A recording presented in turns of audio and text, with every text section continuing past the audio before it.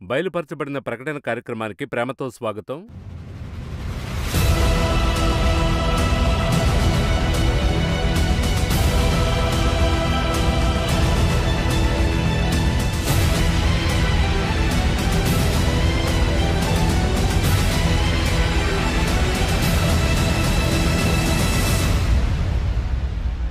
ప్రతిరోజు ఈ కార్యక్రమాన్ని చూస్తున్నారు. చాలా రెస్పాన్స్ వస్తోంది. నాట్ ఓన్లీ ఇన్ టీవీ, యూట్యూబ్లో ఎక్కడికెళ్ళినా మీటింగ్స్కి వెళ్ళినప్పుడు ఈ కార్యక్రమాలు ప్రయోజనకరంగా ఉంటాయని చెప్తున్నారు. చాలా వందనాలు. ఈరోజు బ్రదర్ ఎండి జగన్ వచ్చి ఉన్నారు. ఆయనకి స్వాగతం పలుకుతూ ప్రోగ్రామ్ స్టార్ట్ చేద్దాం. Brother Jagan, welcome to the program. Usually అదొక బుక్ అయి ఉండొచ్చు, లేదా ఒక స్క్రిప్ట్ అయి ఉండొచ్చు. ప్రారంభించేటప్పుడే దాన్ని రాసేవారు దాని ముగింపుని థింక్ చేసి రాస్తారు. ఇప్పుడు బైబిల్లో ఒక ముఖ్యమైన అంశం జెనసిస్లోనే ఎప్పుడైతే మానవుడి పాపము అనే విషయం స్టార్ట్ అయిందో అక్కడే ఫినిషింగ్ని దేవుడు ప్లాన్ చేశారనే ఒక విధానం కలదు. అయితే మనం గమనిస్తే ఆ యాంగిల్లో చాలాసార్లు మిస్ చేస్తున్నాం. జెనసిస్ని జెనసిస్గా చూస్తున్నాం. ఒక్కొక్క బుక్ని మనం చదువుతున్నాం. అయితే జెనసిస్ బుక్ మనకి కరెక్ట్గా అర్థమైతే రెవల్యూషన్ మనకు కరెక్ట్గా అర్థమవుతుందనే ఒక అండర్స్టాండింగ్ ఉంది. నేను చెప్పే విషయంలో ఏదైనా తప్పుందా? లేదు, ఇందులో తప్పేం లేదు. ఇది వాక్యానుసారంగా సరి. అదిను యేసుక్రీస్తు శిలువ మరణం వచ్చి 4000 సంవత్సరాల తర్వాత భూమిలో జరగాలి. అయితే వాక్యం ఏం చెప్తుంది? జగత్తు పునాది వేయబడక మునిపే నియమింపబడిన గొర్రెపిల్ల. లోక ఆరంభం నుండి అంటే ఆ రోజునే ఇవన్నీ కూడా ప్రీప్లాన్డ్. ప్రీప్లాన్డ్ అంటే ఎలాగంటే ఒక స్క్రిప్ట్. మన భాషలో మీడియాలో చెప్పాలంటే స్క్రిప్ట్. ఆ స్క్రిప్ట్ యొక్క మొత్తము ఎవరికి తెలుసంటే ఆల్మైటీ గాడ్కి బాగా తెలుసు. అప్పుడు స్క్రిప్ట్ని తీసుకొచ్చి అందులో ఆ హీరోని హీరోయిన్ తెచ్చి దింపుతున్నాడు, ఆదాము హవ్వల్ని. ఒకవేళ వీరు ఇలాగెళ్తే ఈ స్క్రిప్ట్ ఇలా వెళ్తుంది, ఇటు వెళితే ఈలాగున. ఆయన మధ్యలో ఆపడు దాన్ని. వారి స్వీయ చిత్తంలో అడ్డుపడడు, ఫోర్స్ చేయడం లేదు, ఫోర్స్ చేయడు. ఎందుకంటే డైరెక్షన్ అనేది దేవుడు తీర్మానం చేస్తున్నాడు. మనం చూసేది ఇలా హీరో ఉండాలని. అయితే ఇక్కడ చూస్తే హీరోని క్రియేట్ చేసి హీరో వద్దనే ఇచ్చేసి ఎలా వెళ్ళాలి. మీరు రియాలిటీ షో చూసుంటారు. అవును. కొన్ని రియాలిటీ షోల్లో మధ్యలో వచ్చి ఎవరు కట్టని చెప్పరు, ఏమీ చెప్పరు, దానిపాటికి వెళ్తూ ఉంటది. వారు చేస్తూ ఉంటారు. వారిని ఎవరూ డైరెక్ట్ చేయరు, కానీ కెమెరా వాచ్ చేస్తుంటది. ఒకవేళ ఆ రియాలిటీ షోలో ఇలా నడిచి వెళ్తున్నాడంటే కెమెరా అతన్ని వాచ్ చేయడానికి మరొక కెమెరా అక్కడ అమర్చి ఉంటారు. ఒకవేళ ఈయన ఇలా వెళ్తాడని వారు అస్యూమ్ చేసి ఇప్పుడు క్రికెట్ అంతా చూస్తున్నారు, లేకపోతే ఆ మెరథాన్ ఇటువంటి చూస్తారు. వారు వెళ్తున్నప్పుడే ముందుగానే వారు అన్నిటినీ ఫిక్స్ చేసి ఉంటారు. కరెక్ట్. ఈయన ఇటు 6 కొడితే ఇటు కవర్ చేయాలి, రన్అట్కి అలా కవర్ చేయాలి, ఇవన్నీ రెడీ చేసి ఉంచుతారు కదా. మధ్యలో ఆ ప్లేయర్ని వచ్చి వారు డిస్టర్బ్ చేయరు. ఎలాగంటే, సార్ మా కెమెరా వైపు పరిగెత్తుకుంటూ వస్తున్నట్టుగా అలా టచ్ చేసి వెళ్ళిపోండి సార్, అవన్నీ చెప్పరు. ఇవన్నీ కూడా మనం దేవుని దగ్గర నేర్చుకున్నవి. మన దేవుడు అన్నిటికీ స్క్రిప్ట్ రెడీ చేసి ఉంచాడు. మధ్యలో ఎవరిని ఆపడు. ఒకవేళ ఆదాము పాపం చేయకుండా ఉండుంటే వేరొక స్క్రిప్ట్ వెళ్ళి ఉండేది, దానికే మరొక కంక్లూషన్ ఉండేది. ఆ కంక్లూషన్ రెడీగానే ఉంది. ఆదాము ఒకవేళ పాపం చేస్తే దానికొక స్క్రిప్ట్, దానికొక ముగింపు. దేవుడు అన్నీ కూడా రెడీ చేసి ఉంచాడు. ఒకవేళ ఆదాం పాపం చేస్తే నేనే బలి అవుతాను. ఆదాము ఒకవేళ పాపం చేయలేదనుకోండి, అతను ఆ పండు తినలేదు. ఒకవేళ ఉండాల్సినటువంటి 1000 సంవత్సరాలు ఉండి నిరూపించినట్లయితే అతను ఏ పనికై లోనుంచాడో దానిని ఆయన నెరవేర్చి ఉండేవాడు. సో దేవుని దగ్గర అన్నీ కూడా ఉన్నాయి. ఆ ఆప్షనే ఇస్తున్నాడు. అందుకనే 2 ట్రీస్ ఉన్నాయి, trees of life, trees of knowledge. అవును, 2 కూడా ఉంచాడు. నీవేదైనా సెలెక్ట్ చేసుకో. ట్రీ ఆఫ్ లైఫ్ని తిన్నట్టయితే దాని ద్వారా నీకేం జరగాలో జరిగేది. ట్రీ ఆఫ్ నాలెడ్జ్ని తిన్నట్టయితే ఆ ఫలాన్ని తినుంటే దాని ద్వారా జరిగేది జరుగుద్ది. ఆ చాయిస్ అనుగ్రహించే పాత్ర మంచి మంచి ధోరణిలో చూస్తున్నాం మనం. అదొక మ్యాగ్నానిమిటీగా మనం చూస్తున్నాం. అయితే మరో ధోరణి ఉంది. ఎందుకు చాయిస్ ఇచ్చాడు, అలాగనే మరో ధోరణి ఉంది. మీరెందుకు చాయిస్ ఇచ్చారు అనేటువంటిది పెట్టుకున్నట్టయితే మీరిప్పుడు ఏం చేయలేరు. ఓకేనా? ఓకే, దానికి రెడీ. అయితే నేను చెప్పేది ఏంటంటే దేవుడు మంచివాడు కాబట్టి చాయిస్ ఇస్తున్నాడు. అదేమంటే దేవుడు ఎంతగా మనల్ని ప్రేమిస్తున్నాడు అన్నందుకు ఒక గొప్పదైన విషయం ఏంటంటే మనకు నా ఫ్రీడమ్ని నా దగ్గర ఇచ్చి ఉన్నాడు. అది అనుకుంటేనే అవును, మనల్ని బానిసలుగా థింక్ చేయలేదు. ఆయన మనల్ని స్లేవ్స్ గా ఉంచలా. ఇంకా చెప్పాలంటే మనల్ని స్నేహితుడా అని పిలుస్తున్నాడు. మరొక మెట్టు కుమారుడు అంటున్నాడు. అంగీకరించిన వారందరూ అందరూ పిల్లలకు ఒక అధికారం ఇచ్చాడు. ఎంత లెవెల్లో ఉన్నాం. సో ఇచ్చినటువంటి స్వీయధీనం చాలా ఇంపార్టెంట్. ఫ్రీడమ్ చాలా ఇంపార్టెంట్. చెప్పింది వింటే చాలు. ఈరోజు మనము సెలెక్ట్ చేసేటువంటి మనుషులే అధికారంలో ఉండేవారు మనకా ఫ్రీడమ్ని ఇవ్వడం లేదు. అనేక చోట్ల వారు మనల్ని కంట్రోల్ చేయాలనుకుంటున్నారు. కానీ దేవుడు నియమించి ఆ ఫ్రీడమ్ని మనకిస్తూ ఉన్నాడు. అందువల్ల ఆయన ఆల్మైటీ గాడ్. సో ఆ ట్రీస్ రెంటిని ఉంచాడు, చాయిస్ ఇస్తున్నాడు. అదే జీవము మరణము నీ చేతిలోనే ఉంది, నీవే సెలెక్ట్ చేసుకోవచ్చు. అందులోనూ ఆయన ఎక్స్ట్రీమ్ లెవెల్ దేన్ని అనుకుంటున్నానంటే ట్రీ ఆఫ్ నాలెడ్జ్, ఆ ఫ్రూట్ని తిన్న తర్వాత అతను మరొక తప్పు, రెండవ తప్పును చేయాలని వెళ్తాడు. అంటే జీవవృక్షాన్ని తినాలనుకుంటాడు, దాన్ని తినాలని వెళ్తాడు, ఆ ట్రీ ఆఫ్ లైఫ్ని. అవును. అది తినాలని వెళుతున్నప్పుడు ఆపివేస్తాడు. అతను తిన్నాడంటే రక్షింపలేని స్థాయికి వెళ్ళిపోయిండు. కరెక్ట్. సో నిన్ను రక్షించడం ఎంతవరకని నాకు తెలుసు అంతవరకును ఆ రేంజ్. ఆ రేంజ్కి. ఒక లిమిట్ పైన నిన్ను రక్షించలేనని నాకు తెలిసినప్పుడు అందులోనికి వదలడానికి ఇష్టపడలేదు. అది దేవుని ప్రేమే కదా. అక్కడొక అదే గాడ్ ఇస్ లవ్ అనేటువంటిది. సరే తప్పు చేశాడు, ఎలాగైనా పోరా అని అలా చెప్పలేదు. కూడా చెప్పలేదు. అదే సమయంలో అతను తిరిగి రావాలి. ఆలోచించండి, ఏదేంతోనే క్లోజ్ చేసి ఉండొచ్చు. అవును. ఎందుకు ఇతన్నే క్లోజ్ చేసి ఉండొచ్చు కదా. ఇతన్ని ఉంచి ఏదేన్ని ఉంచి ఒకరోజు ఇతను తిరిగి వస్తాడు, వచ్చి ఈ పండును తింటాడు. తినడానికి ఇతనికి కొన్ని నియమావళులు ఏర్పరచుంటా. ఇవన్నీ కూడా ఎంత గొప్పదైన ఒక మాస్టర్ ప్లాన్ ఒకటి. అంతకంటే కూడా ప్రేమ, ఆ బేస్ లవ్. అదే మనం దేవుణ్ణి ఎక్స్పోజ్ చేస్తున్నాం అక్కడ. బహిరంగంగా బయలుపరచు ప్రత్యక్షతల్లో మనం ఇప్పుడు 19th చివర్లో కన్క్లూషన్ పార్ట్ చూస్తున్నాం. ఇన్ఫాక్ట్ గత నమోదులో మనం చెప్పాము నెక్స్ట్ ఫ్యూ ఎపిసోడ్స్ చాలా చాలా ముఖ్యమైన భాగాలని. రెవల్యూషన్ ఎండింగ్లో మనం ఆడియన్స్ని ప్రిపేర్ చేయాలనుకుంటే ఎలా మనం రెవల్యూషన్ ప్రారంభించి ప్రిపేర్ చేశామో అదే ప్రకారం మనం ఎండింగ్ని ప్రిపేర్ చేయాలి. ఎందుకంటే జర్నీలో మనం ట్రావెల్ చేశాం, మరి ప్రేక్షకులు తరచుగా చూస్తున్నారు. ఇప్పుడు ఈ ఎండింగ్కి నేనెలా ప్రిపేర్ కావాలి, దీన్ని ఎలా అర్థం చేసుకోవాలి, ఈ చివరగా ఎందుకంటే ఇంత దూరం లెర్న్ చేశాం, లాస్ట్ మినిట్లో నేను మిస్ చేశానంటే నా పర్పసే డిఫీట్ అవుతుంది. సో నేనెలా అర్థం చేసుకోవాలి? మీ స్టేట్మెంట్ ఒకటుంది, అదొచ్చి మీ ఫేవరెట్ స్టేట్మెంట్. అది చెప్పి ఇందులోనికి వెళ్తాను. మీరెప్పుడునూ పాత ఎపిసోడ్స్ని చూడండి. అవును, అది చూడండి. ఆ ఎపిసోడ్స్ చూస్తేనే ఈ ఎండింగ్ అర్థమవుతుంది. మనం ఎలా ఈ ఎండుకు వచ్చామన్నది అంతకుముందు ఉన్నవని చూస్తే అర్థమవుతుంది. మరి అదే విధంగా ఈ వరల్డ్ యొక్క మొత్తము 6000 సంవత్సరాలు జెనసిస్లో నుండి ఉన్నాయి. అవన్నీ చదివితేనే ఈ ఎండు కూడా అర్థమవుతుంది. ఈ ఎండు లేకపోతే అన్ని వేరువేరుగా కనపడతాయి. ఓహో, ఒక ఏం చెప్పేది, అన్నీ ఎక్కడికెళ్ళి ముగిస్తుంది అనేది. ఉదాహరణకు ఓల్డ్ టెస్ట్మెంట్ ముగియదు. మీరు చూస్తే మీకు అర్థమవుతుంది. ఓల్డ్ టెస్ట్మెంట్ ముగిసిందా ఎక్కడన్నా? అది కొనసాగి కంటిన్యూస్ గా పుస్తకాలు ఉన్నాయి. మలాకి పుస్తకం యొక్క చివరి వాక్యం చూడండి, ది ఎండ్ ఉండదు, ఓపెన్ ఎండింగ్ గా ఉంటుంది. అది అలాగే ఉంటుంది. Dark ages. మరొక చోట మనం స్టార్ట్ చేద్దాం అన్నట్టుగానే ఉంటుంది అక్కడ. అయితే న్యూ టెస్ట్మెంట్ అలాగ ఉండదు, అక్కడ ఎండ్ అవుతుంది, అన్ని ముగిశాయి అని ఉంటుంది. చెప్పాలంటే ఓల్డ్ టెస్ట్మెంట్ ముగింపులో అది మార్కులో నుండి ప్రారంభించబడినట్టు ఒక ఎక్స్టెన్షన్ లాగా ఉంటుంది అక్కడ. దాని ఎక్స్టెన్షన్ ఇటు వచ్చినట్టుగా ఉంటుంది. ఈ చోట మీరు చూస్తే ఎండ్ ఇచ్చి ఉంటాడు. దాని అర్థం ఏంటంటే దీనికి పైన ఎండు లేదు. ఒకవేళ ఇది కూడా ఎండు లేకుండా ఇచ్చుంటే తిరిగి ఇంకొక బుక్ వస్తున్నట్టుగా అయ్యేది. సో దీని కంక్లూషన్ అనేది చాలా ఇంపార్టెంట్. రెండవది, జెనసిస్లో ఉన్నటువంటి 2 అధ్యాయాలు 1 and 2, రెవల్యూషన్లో ఉన్నటువంటి 2 అధ్యాయాలు 21, 22. ఈ 4 అధ్యాయాలు కొన్ని విశేషమైన అధ్యాయాలు.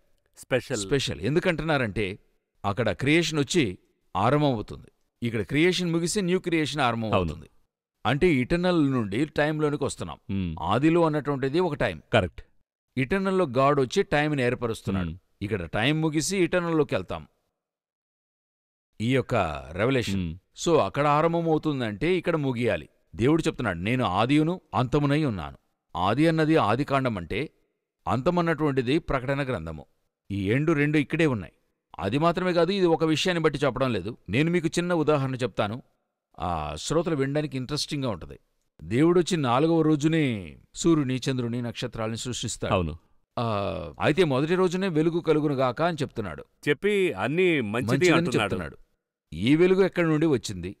ఒక నాస్తికుడు పుస్తకాన్ని రాశాడు. ఆ పుస్తకంలో ఒక క్వశ్చన్ అడిగి ఉన్నాడు. ఇదే క్వశ్చన్ అతను అడిగాడు.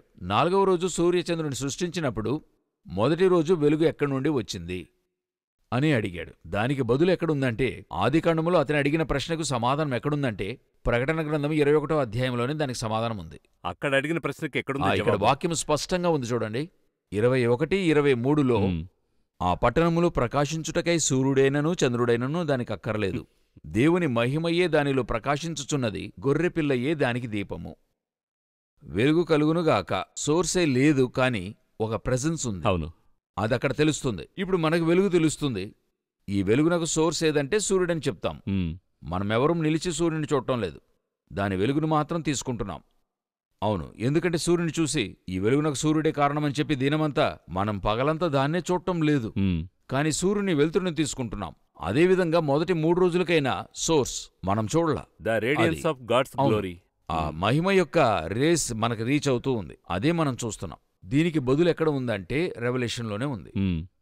అదేవిధంగా ఈ 4 అధ్యాయాల్లోనూ ఆదికాండమునకైనా అన్ని బదులు ఇందులో ఉంటుంది. మీరు ఈ 4 అధ్యాయాలను మాత్రమే కనెక్ట్ చేసి చదివితే వ్యత్యాసంగా ఉంటది. ఇప్పుడు మనం ఎండింగ్‌లో మీరు చెప్పినట్లు కన్క్లూషన్, మరి చెప్పినట్లు ఫినిషింగ్ జెనసిస్‌లో ఉన్న ఫస్ట్ 2 చాప్టర్స్, చివరిది కూడా చెప్పారు. ఇప్పుడు ఈ కన్క్లూషన్ ఆఫ్ రెవల్యూషన్‌కి మనం వస్తున్నాం. ఇప్పుడెలా చదవడానికి మనం సిద్ధపడాలంటారు? ఇప్పుడు ఒక మైండ్ సెట్ 19th నుంచి చదువుతాం. 19, 20, 21, 22 చదువుతాం. ఇప్పుడు మొదటిగా వీళ్ళకిప్పుడు మనం ఒక విషయాన్ని, ఇంట్రెస్టింగ్ అయిన విషయాన్ని చెప్పి ఆరంభిద్దాం. ఏంటంటే 1 and 2 జెనసిస్‌లో 21, 22 రెవల్యూషన్‌లోనూ ఈ 4 అధ్యాయాలను ఎంతో శ్రద్ధగా చదవాలి. ఎందుకు చదవాలంటే ఈ 4 అధ్యాయాల్లోనే శాటనే ఉండడు. సో, సాతాననే కాన్సెప్టే లేదు. ఒక కాన్సెప్టే లేకుండా ప్యూర్గా ఉంటుంది బైబిల్. దేవుని ఒరిజినల్ ప్లాన్. అవును. 3వ అధ్యాయంలో అపవాదిలోనికొస్తాడు సర్పం వలె. కరెక్ట్. 20 అధ్యాయంలో పిశాచి నరకానికి పోతుంది. సో 1 and 2లోనూ 21, 22లోనూ శాటన్ ఉండడు. ఇప్పుడు మీరు యోచించండి, ఒక మిశ్రమము లేని, ఒక కాపర్ కలపని గోల్డ్ ఎలాగుంటుంది, ఒక నీళ్లు కలపని పాలెలాగుంటుందో ఆ విధంగా ఎటువంటి ఒక మిశ్రమము లేనటువంటి మనుషుడు ఎలాగ నిర్మించబడ్డాడో అదేవిధంగా అతను ఎలాగుంటాడో ఈ 4 అధ్యాయాల్లోనూ ఉంటుంది. నాకు ఒక సేవకుడు తెలియజేసిన విషయం, ఈ 4 అధ్యాయాలు నువ్వు చదవడానికి ఎన్నో సంవత్సరాలు పడుతుందంటాడు. ఈ 4 చాప్టర్స్ ఈ 4 చాప్టర్లు మాత్రమే. ఎందుకంటే ఈ 4 అధ్యాయాలు మీరు చదవాలంటే, ఇప్పుడు నేను కరప్ట్ మైండ్లోనే ఉన్నాను కదా, కరప్ట్ వరల్డ్లో ఉన్నాను కదా. సో అందుకే నేను సిద్ధపడాలి. నేను దానికి సిద్ధపడాలి. ఆ కరప్ట్ లేని ప్యూర్లీ హోలీ స్పిరిట్లో ఉండి ఇది చదివేటప్పుడే ఈ 4 అధ్యాయాల్లోనూ దేవుని యొక్క విషయం దొరుకుతుంది. ఆయన ఎటువంటి మైండ్లో ఉండి రాశాడనేది అర్థమవుతుంది. సో సాధారణంగా చదివితే మనసుకు ఎక్కదు. ఇవన్నీ చదవడానికి పరిశుద్ధాత్మని తోడ్పాటు కావాలి. అది ఒక ప్రక్క. మామూలుగా అయితే ఈ 4 అధ్యాయాలకు ఒక ఉదాహరణకు చెప్తున్నాను. అపోస్తలులు 2వ అధ్యాయంలో వచ్చి యోహాను పరిశుద్ధాత్మని అభిషేకం పొందినట్టుగా ఉంటుంది, మనందరికీ తెలుసు. అయితే ప్రకటన 4వ అధ్యాయంలో ప్రభుదినమందు నేను ఆత్మవశుడనై అని ఉంటుంది. ఈ డిఫరెన్స్. 2వ అధ్యాయంలో యాక్ట్స్లో యోహానులోనికి పరిశుద్ధాత్మ రావడానికి, ప్రకటన 4లో పరిశుద్ధాత్మలోనికి యోహాను వెళ్లే డిఫరెన్స్ ఉంది. నా దగ్గరకొచ్చి నా ఇంట్లో నివాసం చేయడానికి, నేను ఆయన ఇంటికెళ్ళి నివాసం చేయడానికి డిఫరెన్స్ ఉంది. ఆ ఆత్మలోనికి వెళితేనే రెవల్యూషన్ దొరుకుతుంది. ఇన్ఫాక్ట్ జాన్ ఆత్మలో తీసుకోబడ్డాడని రాయబడి ఉంది రెవల్యూషన్ చాప్టర్ రాయడానికి. అవునది రాయడానికి. అందులో ఆ స్పిరిట్లోనికి వెళ్తే గాని అవును ఈ రెవల్యూషన్ దొరుకుతుంది. మీలోనికి పరిశుద్ధాత్మ వచ్చినప్పుడు మీరు మాట్లాడారు, జనులు విన్నారు 2వ అధ్యాయంలో. అయితే ప్రకటన 4వ అధ్యాయంలో పరిశుద్ధాత్మలోనికి మీరు వెళ్ళినప్పుడు దేవుడు మాట్లాడతాడు, మీరు వింటారు. ఆ డైమెన్షనే వేరే. మీలోనికి పరిశుద్ధాత్మ వచ్చి ఆయన మాట్లాడేది అన్య భాష అంతా చెప్తున్నారు. ఆ స్థలంలో పలు భాషలు మాట్లాడారు వారు, అనేక భాషలు మాట్లాడారు. దానికంటే ఉన్నతంగా ఉంది. వారు మాట్లాడిన భాషలు జనులందరూ విన్నారు ఆత్మ వచ్చినప్పుడు. అయితే ప్రకటనలో ఈయన ఆత్మవశుడవుతున్నాడు, యోహాను వెళుతున్నప్పుడు యోహాను మాట్లాడలేదు, దేవుడు మాట్లాడుతున్నాడు, ఈయన వింటున్నాడు. ఈ యొక్క ట్రాన్స్ఫర్మేషన్ ఏర్పడాలి స్పిరిచువల్ లైఫ్లో. అది ఏర్పడినప్పుడు ఈ కార్యం మీకు నిజమని తెలుస్తుంది. లేదంటే మనం బయట నుండి చదువుకుంటూ ఉంటాం. ఆ డెప్త్లోకి వెళ్ళలేము. డెప్త్లోనికే మనం వెళ్ళము. ఈ 4 అధ్యాయాలకు అటువంటి పరిస్థితి అని చెప్తున్నాను. చెప్పాలంటే ఆ డెప్త్లోకి వెళ్ళాలంటే ఆశ ఉండాలి. ఫండమెంటల్ గా అపోస్తులు జాన్ దగ్గర ఆ ఆశ ఉంది. ఇంకా ఇప్పుడు కదా మోషేని చూడండి, ముండ్ల పొదలో వచ్చి ఆయన మహిమను చూస్తున్నాడు అక్కడ. అవును. అయితే దానితో సాటిస్ఫై కాల. అవును. తిరిగి కొండ మీదకి వెళ్ళిన తర్వాత అక్కడ ఒక మహిమను చూస్తున్నాడు. అవును. అంతటితో తృప్తి కాలేదు. తర్వాత మేఘము ఒక స్థలంలో మూసుకుంటుంది. ఆ గుడారమంతా దేవుని ప్రసన్నత నింపబడింది.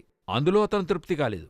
తిరిగి 34వ అధ్యాయంలో దేవుని చూసి 33, 34లో అడుగుతున్నాడు, నేను నీ మహిమను చూడాలంటున్నాడు. ఎంత చూసిన తర్వాత కూడా ఆయనకి ఏం కలుగలేదు, సాటిస్ఫాక్షన్.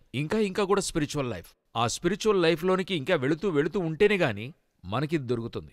ఎక్కడైనా ఒక స్థలంలో ప్రకటన గ్రంథం ముగించానని బైబిల్ చదివేశాను, ఇందులో ఇంకా నేను చదవడానికి ఏమీ లేదు, అటువంటి ఒక తృప్తి మీకు ఏర్పడిందంటే మీ స్పిరిచువల్ లైఫ్ ఫెయిల్యూర్ కావడం ఆరంభమైందని అర్థం. అంటే మీ హార్ట్ వచ్చి ఆగిపోకూడదు, చదువుతూ ఉండాలి.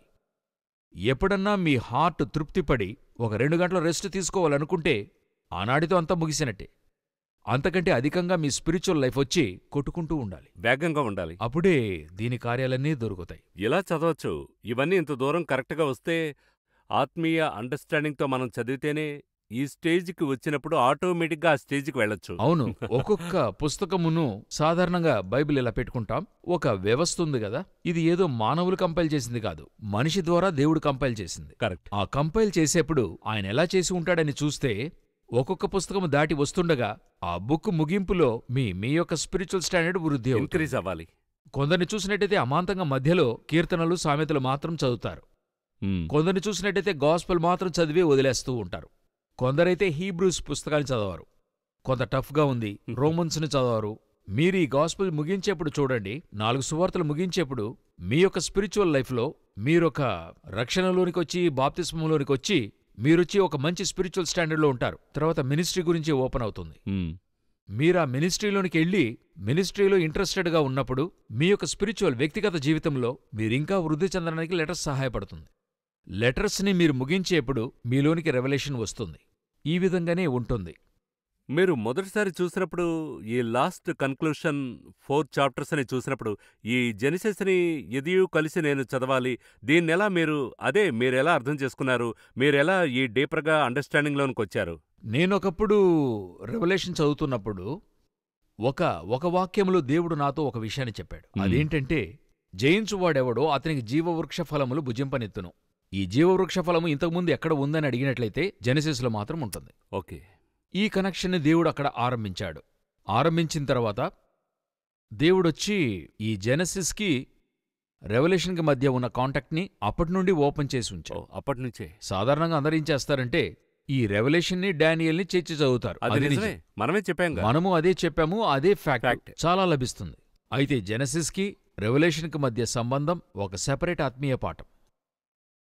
ఆదాము అక్కడ ఏదైతే పోగొట్టుకున్నాడో అవన్నీ ఇక్కడ యేసు రీగైన్ చేస్తున్నారు. జయించువాడో అని చెప్పేవన్నీ కూడా అక్కడ ఆదాం పోగొట్టుకున్నవన్నీ ఇక్కడ ఉంటాయి. ఓవర్కమ్ అని తరచు వస్తూనే ఉంది. అప్పుడు అక్కడ ఏది పోగొట్టుకున్నానో అది తెలిస్తేనే ఏది పొందుకోవాలో అది నాకు తెలుస్తుంది. ఉదాహరణకు సమీపములో నా ల్యాప్టాప్ ఒకటి నేను మిస్ చేసుకున్నాను. ఎయిర్పోర్ట్లో మిస్ చేశాను. కస్టమ్స్ చెకింగ్లో మిస్ చేసుకున్నాను. నాకు 3 రోజుల తర్వాతనే ల్యాప్టాప్ కనబడలేదని నాకు తెలిసి వచ్చింది. అప్పుడు తిరిగి ఎయిర్పోర్ట్కి ఫోన్ చేశాను. అది ఇంటర్నేషనల్. అక్కడున్న ఒకరితో తెలుసుకోవాలి.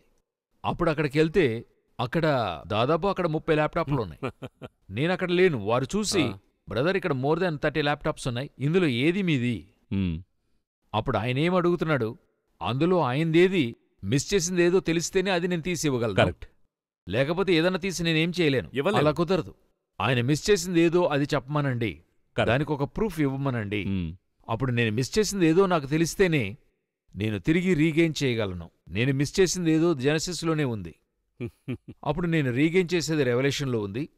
అప్పుడు మిస్ చేసిందేదో తెలియక నేనెలా రీగెయిన్ చేయగలను?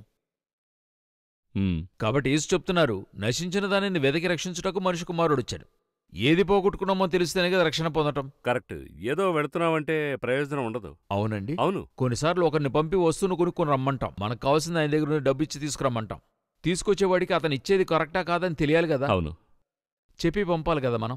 కరెక్ట్. అదే రెవల్యూషన్కిని జెనసిస్కి మధ్య సంబంధం. ఇది దేవుడు నాకు చెప్పించాడు. ఇది చదివేప్పుడు ఆ కనెక్షన్ తెలియజేశాడు. ఆ తర్వాత అది ఒక పాఠంగానే చదువుతూ ఉండాను. ఏవేవి ఆదాం పోగొట్టుకున్నాడు, ఏవేవి యేసు వచ్చి రీగెయిన్ చేశాడు. అది చదువుతూ ఆ లోతుల్లోనికి వెళుతూ ఉన్నట్టయితే మన యొక్క స్పిరిచువల్ అయ్యే వేరే విధంగా ఓపెన్ అవుతుంది. అంటే దేవుని యొక్క మొత్తం ప్లాన్ మనకు తెలియవస్తుంది. ఎందుకంటే బ్లూ ప్రింట్. ఎందుకంటే ఇదే స్టార్టింగ్, ఇదే ముగింపు. ఈ స్టార్టింగ్ ముగింపు నాకు తెలిసిన తర్వాత ఎంతో ముఖ్యమైన 2 కాన్సెప్ట్లు నాకు తెలిసింది. బేస్ మధ్యలో స్క్రీన్ ప్లేనే. అది దేవుడు నాకు ఈజీగా నేర్పిస్తాడు. ఈ యొక్క రెవల్యూషన్ మనకు తెలియాలి. ఎంతో రమ్యంగా ఉంటుంది మనం చదవడానికి. చాలా విషయాలు మనం తవ్వుతుండగా వస్తున్నట్టుంది అన్న ఫీలింగ్ ఉంది. 19th చాప్టర్ స్టార్ట్ చేయడానికి ముందు ఎలా ప్రిపేర్ అవ్వాలో మీరు చెప్పారు. మళ్ళీ ఒకసారి చెప్తే ప్రయోజనకరంగా ఉంటుంది ప్రేక్షకులకి. ఇది త్రవ్వగా అంటే ఒక 6000 సంవత్సరాలుగా తవ్వుతూనే ఉన్నాం. ఇంకా త్రవ్వుతూనే ఉన్నాం. మనం ఒక 200 ఎపిసోడ్లుగా త్రవ్వుతూ ఉన్నాం. వారు మనకంటే ముందుగా 2000 సంవత్సరాలుగా తవ్వుతూనే ఉన్నారు. అది కాకుండా మనం తవ్వేది ఒక పార్ట్. ఇంకా యాంగిల్లో తవ్వుతూ ఉంటే ఎంతుంది ఇందులో ముగింపు లేదు. దేవుడు వచ్చేంత వరకు కూడా ఇది ముగింపు లేదు. 19th చాప్టర్ ఇది దేని గురించి చెప్పబడుతుంది, ఇందులో ఏం చేయబడింది అని అడిగినట్లయితే ఒక అవుట్లైన్గా అర్మగెదోన్ వారు గురించి మనం 16వ అధ్యాయంలో చూసాం. అదొక ఇంట్రొడక్షన్ మాదిరిగా అందులో బౌల్స్ గురించి చదివాం. ఇందులో వచ్చి ఆ యొక్క 16th చాప్టర్లో జరిగేటువంటి ఒక విషయానికైనా స్పిరిచువల్ వ్యూ, 16th చాప్టర్లో జరిగేదొచ్చి వరల్డ్లీ వ్యూ. అర్వగెదోన్ జరుగుతుంది, యుద్ధం జరిగింది, అన్నీ కూడా అక్కడ తెలియజేయబడింది. ఇది ఎలాగని చెప్తే ఆ యుద్ధానికి యేసు వచ్చే ఈ హెవెన్లీ వ్యూలో ఉంటుంది.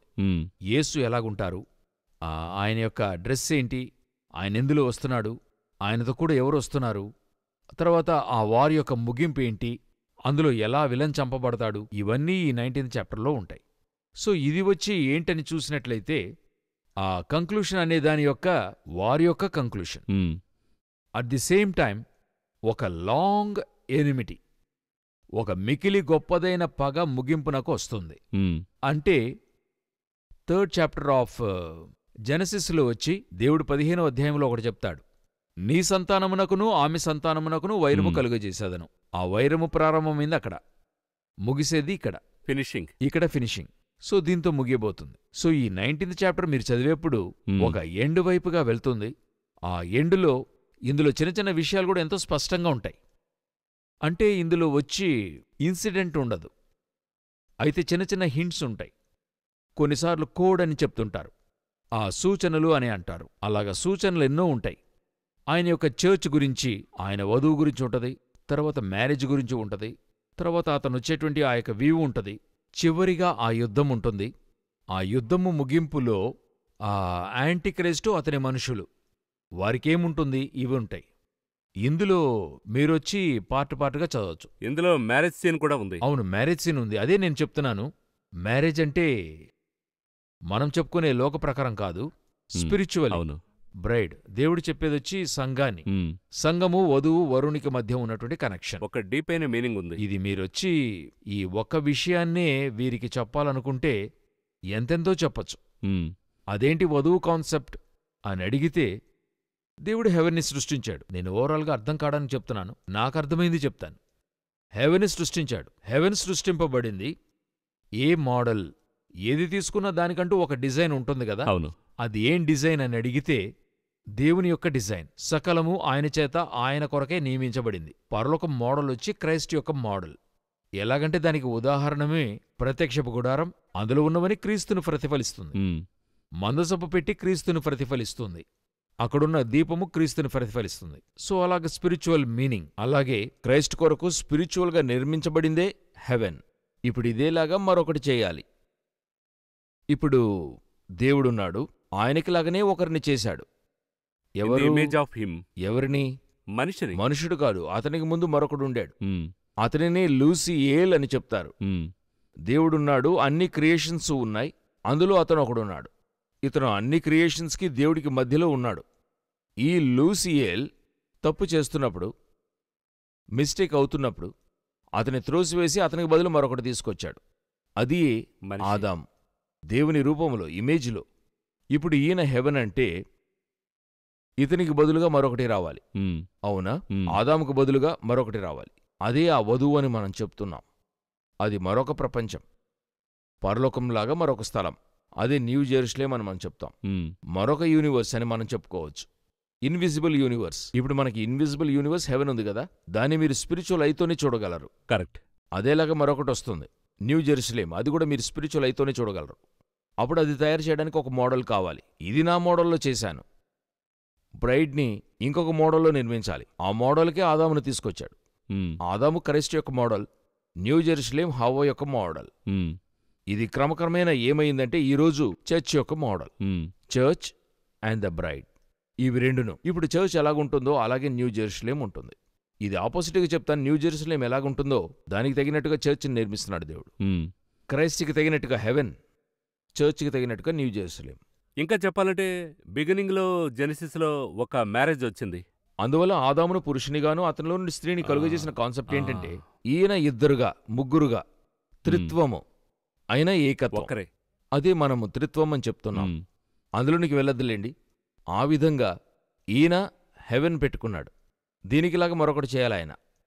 అయితే ఆయన అనుకుంటే నోటితో చేయొచ్చు, దూతల్ని కలుగు చేసినట్టు. అయితే ఆ దూతవలే కాదు, నా చేతితో నిర్మిస్తా మనుషుని మట్టితో. అదేలాగా ఈ హెవెన్ వలే ఒట్టిగా నోటితో నిర్మించొద్దు, మరొకటి తీసుకొచ్చి దాని మోడల్లో చేస్తాను న్యూ జెరూసలేం. ఈ యొక్క ప్యాటర్న్. దీని యొక్క ముగింపే ఇక్కడ ఉంటుంది. అవును. కానీ ఇక్కడ ఆ మ్యారేజ్ కాన్సెప్ట్‌లో ఉంది అనేది నాకు ఆశ్చర్యంగా ఉంది. అది ఒక లాంగ్ సబ్జెక్ట్ అనుకోండి. ఆ క్రియేషన్‌కి ముందుగా ఉన్నటువంటి దేవుని యొక్క మైండ్. మైండ్. అనేక మంది చెప్తారు, గాడ్ మైండ్ చదవగలమా? వాక్యం తేటగా ఉంది. దేవుని తెలుసుకునేటువంటి జ్ఞానము. ఫిలిప్పీయుల్లో. అదే సమయంలో మరొక దగ్గర ఉంటుంది, పేతురు పత్రిక అనుకుంటా, తండ్రిని తెలుసుకునే జ్ఞానం అని ఉంది. మన యొక్క గాడ్ మైండ్ చదవటానికి, క్రైస్ట్ మైండ్ చదవటానికి, ఈ స్పిరిచువాలిటీలోకి వీటిని అర్థం చేసుకున్న వారే ఏలియా. ఇది జోనా ఎగ్జాంపుల్. జోనా. ఇది అర్థం చేసుకున్నవారు. దేవుడు కోపంగా ఉన్నాడు, దేవుడు ఇప్పుడు మంచి మూడ్లో ఉన్నాడు, దేవుడు మనతో మూవ్ అవుతున్నాడు, ఇవన్నీ అర్థమవుతుంది. ఈ యొక్క క్రియేషన్కి క్రియేటర్ని అర్థం చేసుకోవడానికి అదే భార్య భర్తను అర్థం చేసుకోవడం, అదే దేవుడు మనిషిని అర్థం చేసుకోవడం, ఈ డిఫరెన్స్. ఇదంతా కూడా ఒక స్పిరిచువల్ రిలేషన్షిప్. ఇది మీరు స్పిరిచువాలిటీలో ఉంటేనే అర్థం చేసుకోగలరు. ఇప్పుడు మనం 19లోనికి వచ్చాం కదా. ఈ 19th ముందుగా ఉన్నటువంటి మొత్తం స్పిరిచువల్ స్టాండర్డ్ తెలిసిన తర్వాత ఇదంతా అర్థమవుతుంది నేను చెప్పేటువంటిది. అవును. అప్పుడే మనం ఏమి చెప్పదలుచుకుంటున్నాం. హఠాత్తుగా ఒక మనిషి వచ్చి ముగిసే సమయానికి వచ్చి డ్రామాను చూస్తున్నాడు అనుకోండి, ఎలాగుంటుంది? ఏవీ అర్థం కాదు. ఒకడు ఏడుస్తూ ఆ డ్రామా అంతా అతను చెడ్డవాడిగా ఉండొచ్చు. ఆ డ్రామా ముగిసేప్పుడు అతను ఏడుస్తూ ఉంటాడు. ఏమిటంటే అతను మంచివాడిగా మారిపోయాడు. ముగిసిపోతుంది డ్రామా. ఆ సందర్భంలో ఒకరు కూర్చుని, ఏంటండి ఈయనపాటికి ఏడుస్తున్నాడు, కాన్సెప్టే అర్థం కాదు. అలా అడిగితే ఏం అర్థమవుతుంది? హఠాత్తుగా 19వ అధ్యాయంలో ఇలాంటి మహిమను గురించి మాట్లాడేప్పుడు ఎవరికి అర్థం కాదు. అందుకనే వెనక్కి వెళుతున్నాం. అందువల్ల వెనక్కి వెళ్లి అందులో రెగ్యులర్గా వచ్చినట్లయితేనే ఇక్కడ ఏం చెప్పదలుచుకుంటున్నాడు దేవుడు, ఆయన యొక్క హృదయ వాంఛలన్నీ కూడా అక్కడ ఆయన ఓపెన్ చేస్తాడు. ఇక్కడికి తీసుకొచ్చి దాన్ని నెరవేర్చాను అన్నటువంటిదే 19th చాప్టర్ యొక్క ఎండ్, 20th చాప్టర్ జడ్జిమెంట్. ఇంతటితో దీని యొక్క కంక్లూషన్ వస్తుంది. అవును. దీనితో దేవుడు యుద్ధం ముగిస్తున్నాడు. 20th చాప్టర్లో అది వేరొక విధమైన కంక్లూషన్. సో ఇది ఎంతో ప్రాముఖ్యమైన చాప్టర్.